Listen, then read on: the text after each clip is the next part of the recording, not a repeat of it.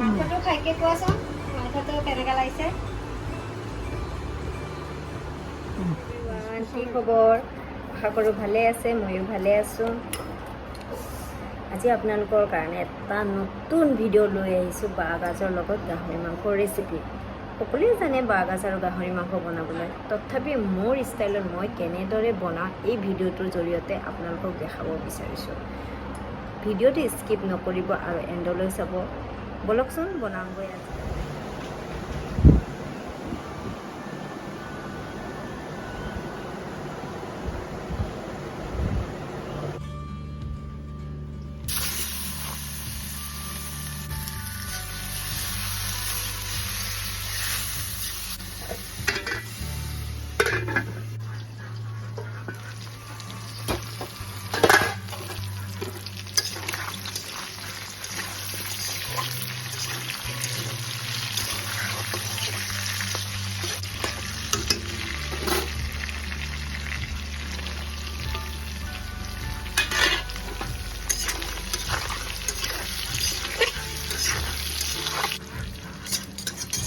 পিঁয়াজ ঢালি দিলোঁ এতিয়া মই আৰু অলপ থকাই দিম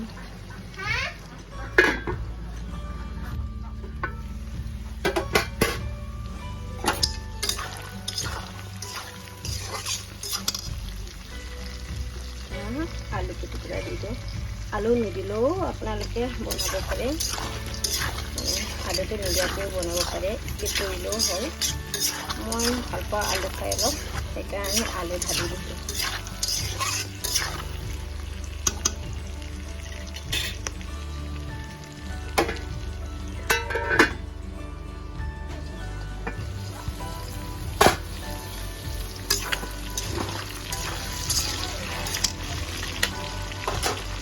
এতিয়া আদা ৰচুনখিনি ঢালি দিলোঁ আদা ৰচুন ইমান মিহি কৰিব নালাগে গাহৰি মাংসত আদা ৰচুন মিহি কৰি বটিলে খাবলৈ ভাল নালাগে অকণমান টকলা টকলি হৈ থাকিব লাগে তেতিয়াহে গাহৰি মাংসটো টেষ্টি হয়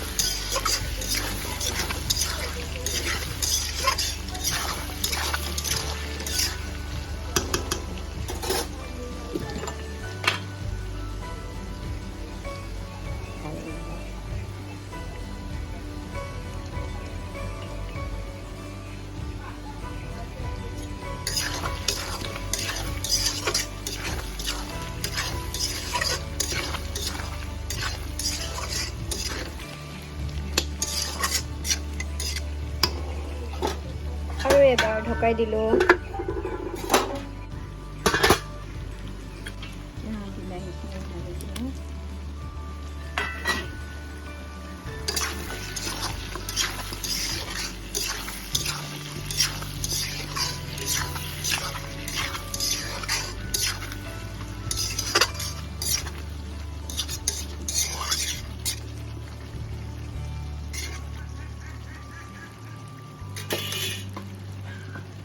গাজাখিনি ঢালি দিওঁ গাজাখিনি বইল কৰা আছিলে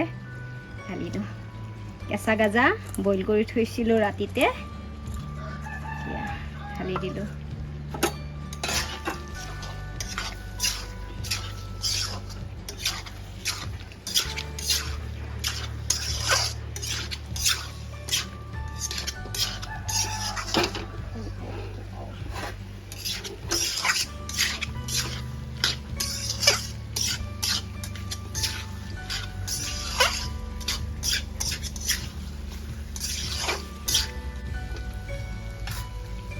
ঢকাই দিওঁ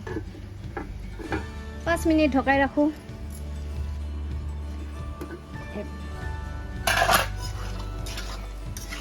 জালুকখিনি ঢালি দিলোঁ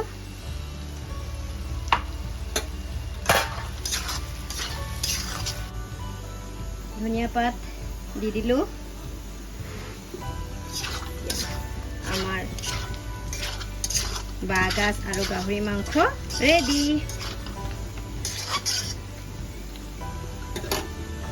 off